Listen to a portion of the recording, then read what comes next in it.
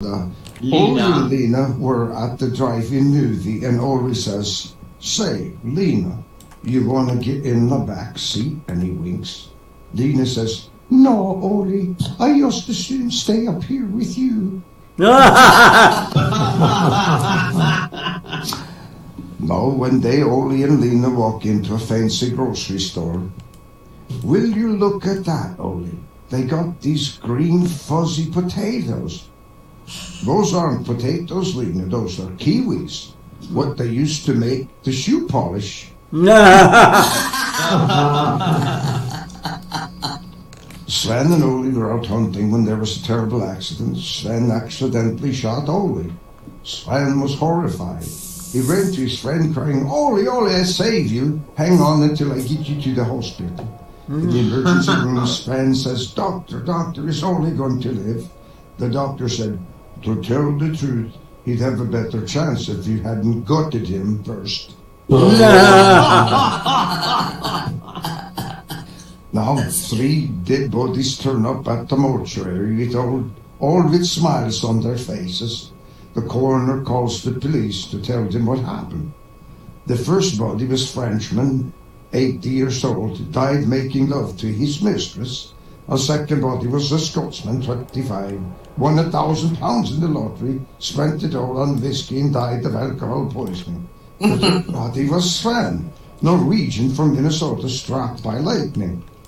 "So why the smile?" the inspector asked. "Well, he thought he was having his picture taken."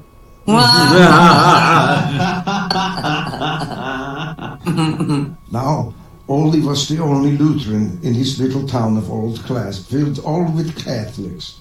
That was okay, but the neighbors had the problem with his barbecuing venison every Friday. Since they couldn't eat meat on Friday, the tempting aroma was getting the best of them. So the neighbors got together and went over and persuaded Ole to join their church. The big day came and the priest had Ole kneel. He put his hand on Ole's head and said, "Ole, you were born a Lutheran.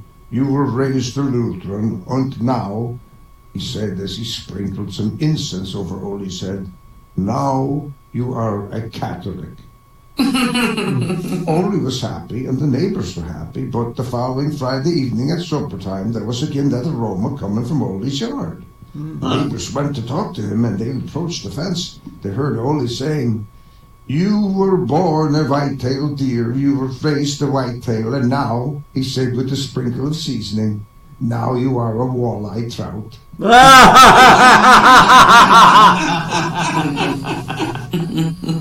Do you want more some olives then? Yeah? Please, yeah, sure. Yeah. We got a little more time. We have more time. Huh? Ole got a job as a diesel fitter. Is that right? Yeah, every day he went to the ladies' lingerie department and looked over the underwear until he found something nice and said, "Yeah, diesel fitter." Diesel Okay. fitter. Yeah. Okay, I gotta run all day. Oh. Bye. Bye. Okay, high tech. I'll be online later tonight, so IM me when you get back. Okay, thanks. Y'all be good, man. I'll try. You know we don't believe him. You know we don't believe him. I know already, right? That's right. But later. Y'all be good. Y'all be good. Make it He fun. should make it back as long as he doesn't ask anyone to hold his beer. If we hear that, then we're in trouble. Oh, now, Ole took a flight from Minnesota to Seattle, and when the plane landed, he said, "Well, there goes $5 down the drain for that flight insurance." Now, another time, Ole was stopped by a game warden in northern Minnesota, leaving a lake well known for its walleye. A great, delicious fish, if you don't know what a walleye is. He had 2 buckets of fish. Since it was during the spawning season, the game warden asked, "Do you have a license to catch those fish?" Ole replied, "No, sir. These here are my pet fish. Every night I take these fish here down to the lake and let them swim around for a while. Then I whistle, and they jump back into their buckets and I take them home."